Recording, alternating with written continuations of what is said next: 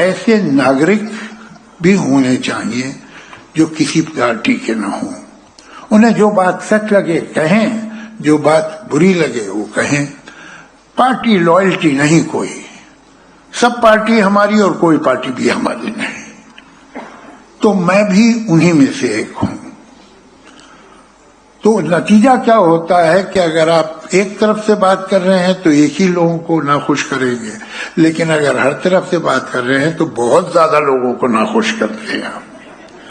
मैं कभी आप मिलिएगा अलग तो मैं दिखाऊंगा अपना आपको ट्विटर, अपना व्हाट्सएप, जिसमें मुझे दोनों तरफ से गालियां आती हैं। ऐसा नहीं है, मैं बहुत थैंकलेस हूँगा और ये ना कहूँ कि बहुत से लोग अप्रिशिएट भी करते हैं, बहुत से लोग हिम्मत भी बढ़ाते हैं, तारीफ भी करते हैं, प्रशंसा भी करते हैं।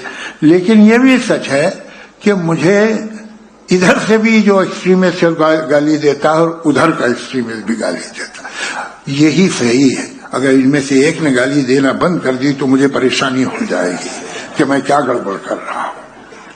तो ये कहते हैं कि तू तो काफिर है और जहन्नुम में जाएगा।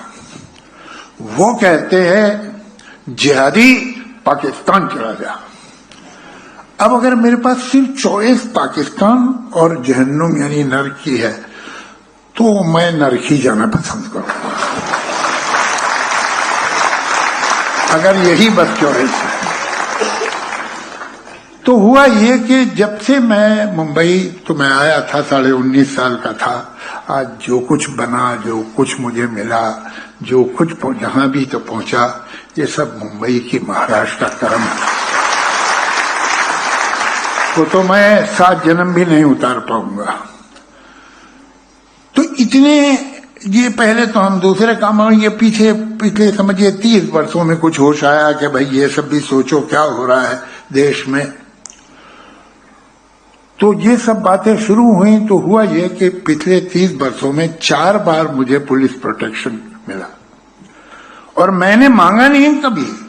मैं जब घर वापस आया किसी रिकॉर्डिंग से, शूटिंग से, तो देखा पुलिस बैठी हुई है। तो हमने भाई क्यों? तो कहने नहीं, वो हमें कमिश्नर साहब ने कहा है कि आपको थ्रेट परसेप्शन है तो हम आपको बिठा रहे हैं। 4 बार में से 3 बार मुझे मुल्लाओं की वजह से मिला है। ये बिल्कुल रिकॉर्ड पे है।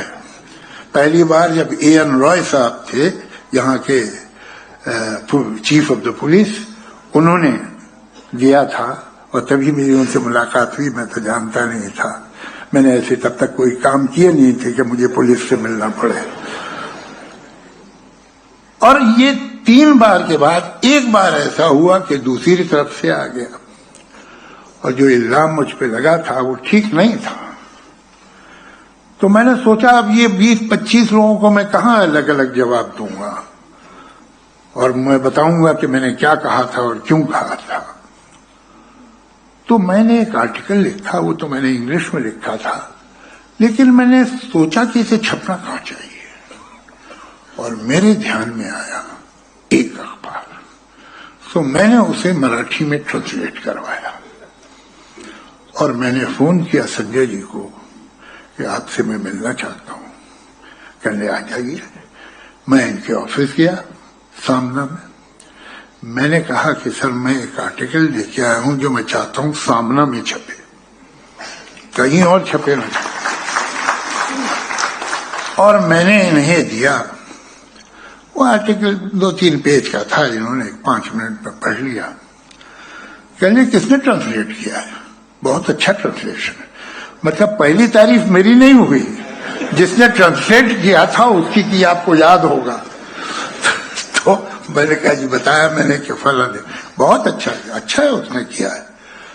तो अभी तक मुझे नहीं मालूम था कि ये छापेंगे, कहेंगे हाँ छाप दूंगा कि नहीं।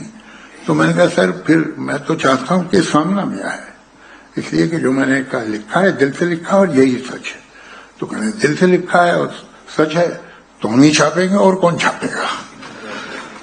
तो वो सामना में छपा। उसके बाद वो और भी बहुत जगह छपा जो बड़े बड़े पेपर्स हैं।